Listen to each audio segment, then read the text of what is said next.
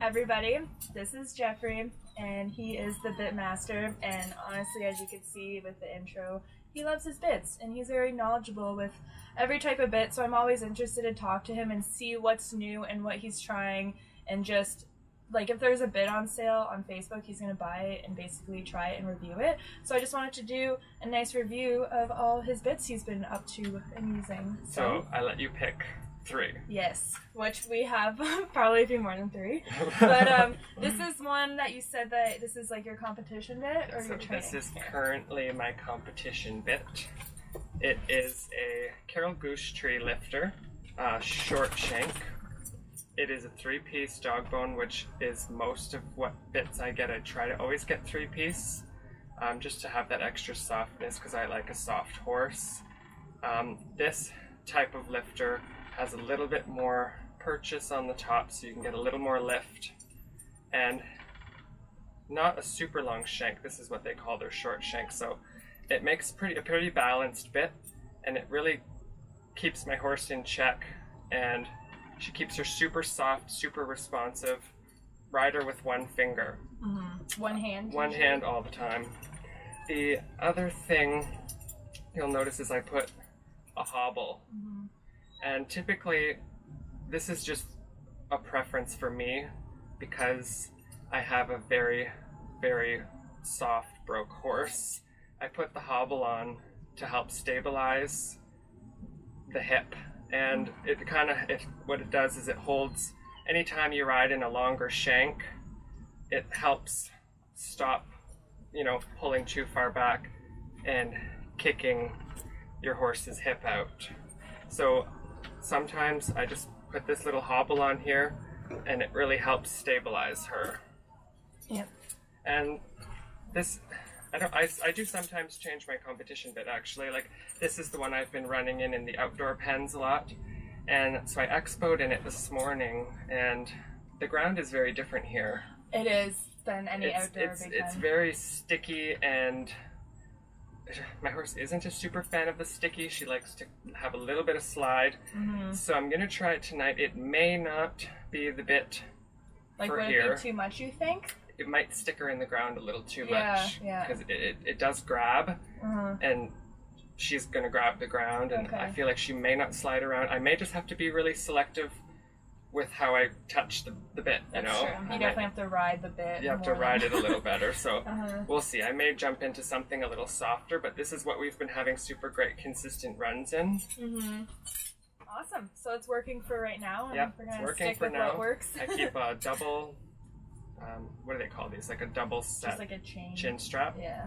Works great. I always keep my chin straps on all my bits super, super loose. I don't have any tight chin straps. Oh, really? I want the bit to be very, very movie and soft, and I don't tighten any of my chin straps. Yeah, good to know. Very loose. Mm-hmm.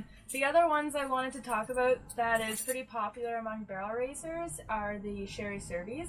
There's like a lot of varieties to them, and Jeff, we have 3 of them with us right now, so we're gonna go over some of the Surveys. I have one of them and I really like it, and he has the short and long shank, and it's kind of interesting to see just the difference in how you can apply it with each horse, even though they, you know, there you go. So this is the long shank Survey. Grab the short one so we can we'll just compare the length. I love how you all have nice head stalls on them too. Yes. A little bit of a head stall fetish, a little bit of a bit fetish. It just goes hand in hand. So let's put them side by side so we can just see the slight difference in the curve. Yeah, true. So you want to use this one? There we go. Nice comparison. So a little bit longer, not super long. It looks long, but it's really not that much longer, about an inch on each side. So this is, you know, your lifter bit, they would say. Now the difference between, let's say, this one and my Goose tree competition is we have equal purchase, equal shank. So same on the bottom, same on the top. So it doesn't give you as much, let's say, break in the pole. It'll give you a lot more shoulder. These have just a short amount of gag, not a whole lot. I am not a gag bit type of person.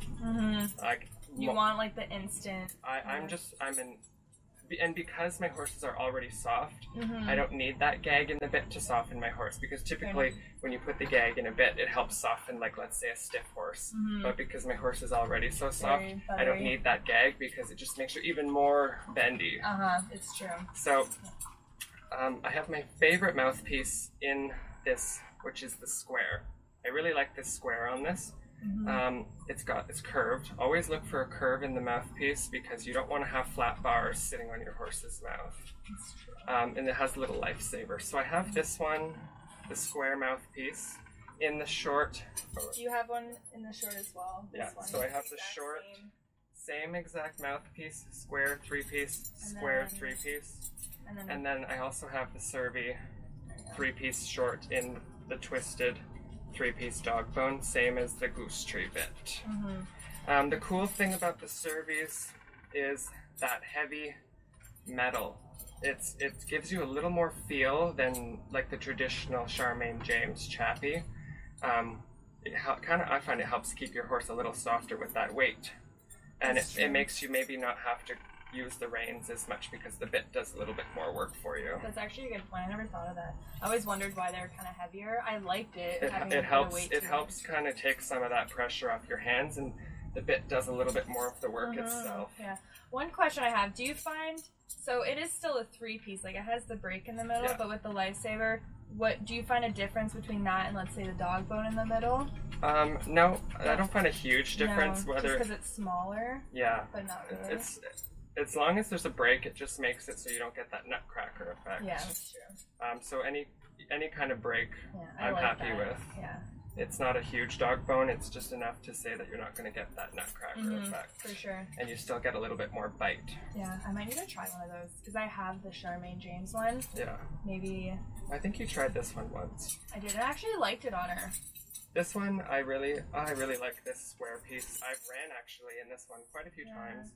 And I liked it. I had good runs in it, but again, I'm not a gag bit person. Yeah, just even that bit, that little bit of it. Just that little bit of gag is, it was not my horse's fault. She ran fine in it. It's just me mentally.